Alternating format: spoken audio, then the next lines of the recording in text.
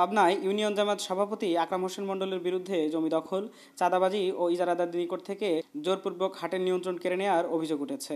মঙ্গলবার দুপুরে Pabna press club মিলনায়তনে সংবাদ সম্মেলনে এসব অভিযোগ উত্থাপন করে প্রতিকার চেয়েছেন ভুক্তভোগীরা। তবে অভিযোগ অসত্য দাবি করে বিষয়টিকে পরিকল্পিত রাজনৈতিক ষড়যন্ত্র বলে মন্তব্য করেছেন অভিযুক্ত জামায়াত নেতা।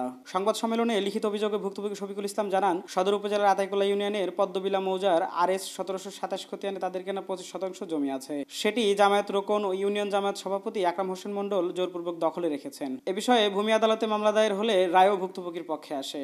গ্রাম্য সালিশে কখনোই আকরাম মণ্ডল জমি দখলে রাখার সপক্ষে কোনো বৈধ কাগজপত্র দেখাতে না পারলেও ক্ষমতার দাপট দেখিয়ে জমি দখল ছাড়ছেন না। শফিকুল ইসলাম আরও অভিযোগ করেন, বর্তমানে জেলা জামায়াতের নায়েবে আমির ও সদর আসনে জামায়াত মনোনীত এমপি প্রার্থী প্রিন্সিপাল ইকবাল হোসাইনের প্রশ্রয়ে আকরাম হোসেন মণ্ডল আতাইকুলা ইউনিয়নে একের পর এক অপকর্ম করে যাচ্ছে। এ বিষয়ে জেলা জামায়াতে আমির আবু তালেব মণ্ডল ও কেন্দ্রীয় নেতা রফিকুল ইসলাম খানকে জানাই। তারা প্রতিকারের আশ্বাস দিলেও কোনো কাজই হয়নি। আমার জমিটা শফিকুল ইসলামের জমির পাশাপাশি 1727, আমার দাগ নম্বর 1728, পাশাপাশি জমি। আমার জমিটা জবরদখল করে খাচ্ছে। আমাদের অত্র এলাকায় যতগুলো নৈরাজ্য সৃষ্টি হচ্ছে সবগুলোর জমি দখল হোক, সালিশ বিচার করা হোক, এগুলো থেকে অর্থ উপার্জন করতেছে, জমিগুলো দখল করতেছে, এলাকার নৈরাজ্য সৃষ্টি করতেছে। মনে করেন আমরা সব সাধারণ জনগণ ওদের কাছে জিম্মি হয়ে জীবনযাপন করতেছি, নিরাপত্তাহীনতায় ভুগতেছি। ওকে অনেক আগে বলছিল তুমি জমিটা নাও, কিন্তু ও নেয় নাই। না নেওয়ার পর তারপরে আমার ওই ছোটো ভাইটা জমি কেনে। জমি কেনার পর এই জমি নিয়ে আমরা রোজার আগে বসি। গত বছর রোজার আগে জেলা আমির মৌলানা আব্দুর রহিম, আমার এক স্বাস্থ্য ভাই ছিল, এটা কি বলে আমজাদ হোসেন, তারপরে আকরাম মণ্ডল ছিল, আরেকটা স্বাস্থ্য ভাই ছিল, সবাই আমরা নিয়ে বসি। বসার পর ওকে বলি যে তুমি যেহেতু জমি কেনো নাই, তুমি কট খাচ্ছ, তুমি জমিটা ছাড়ে দেখো, আমার কাগজপাতি আছে। তো কাগজপাতি আছে দেখাও। আজ পর্যন্ত সে কাগজপাতি দেখাই নাই। পরবর্তীতে আমার এই যে রহিম ভাই, উনি একজনের কাছে জমি বেচে, সুবহান। সেই সুবহানের জমি এই গত বছর মাস 5-6 আগে জমি হয়তো কিনেছে, মানে 10%।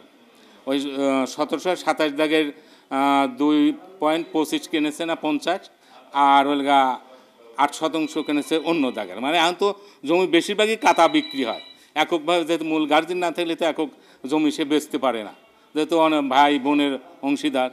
তো ওর কাছে গেলেই যে কেউ শুনতে গেলে কয় 10 দাগে কিনেছে, ওই 6 দাগে কিনেছে, হ্যাঁ, এই কথা বলে এই বসেনি, আজ পর্যন্ত বসে নেই, বসার কথাও বলে না।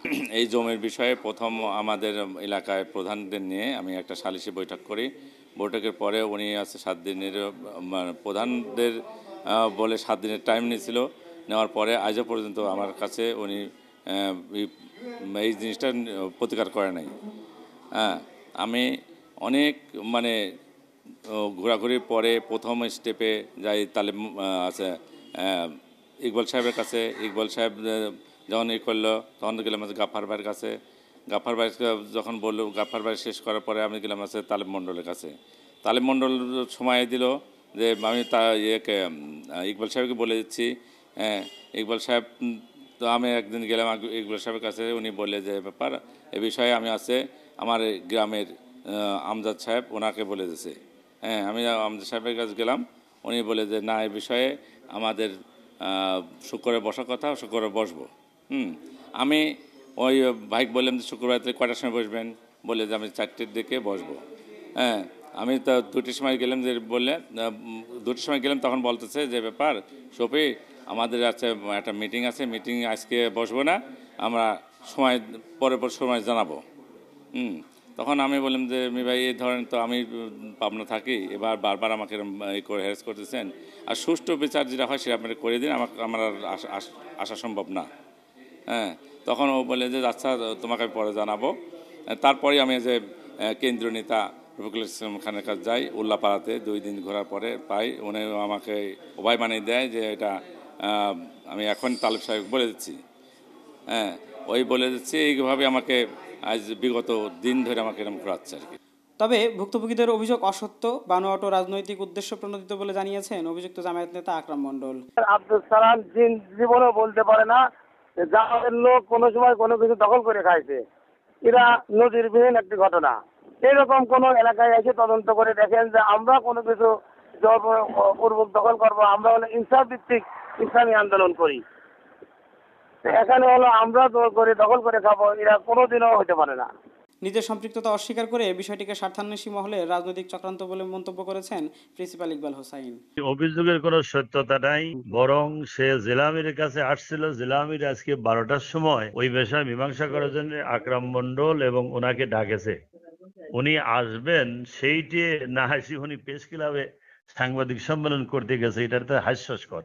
আমাদের কাছে যখন অভিযোগ আসছে কখন আকরাম মন্ডলকে ডেকে গতকালকেই জেলা আমির সাহেব বলে দিলেন যে হাটের সাথে আমাদের কোনো সম্পর্ক থাকবে না এবং হাটের থেকে তোমাকে চলে আসতে হবে। আমার জনপ্রিয়তা পরিসন্নিত হয় এগুলো করতেছে, এর সাথে আমার কোনো সম্পর্ক নেই।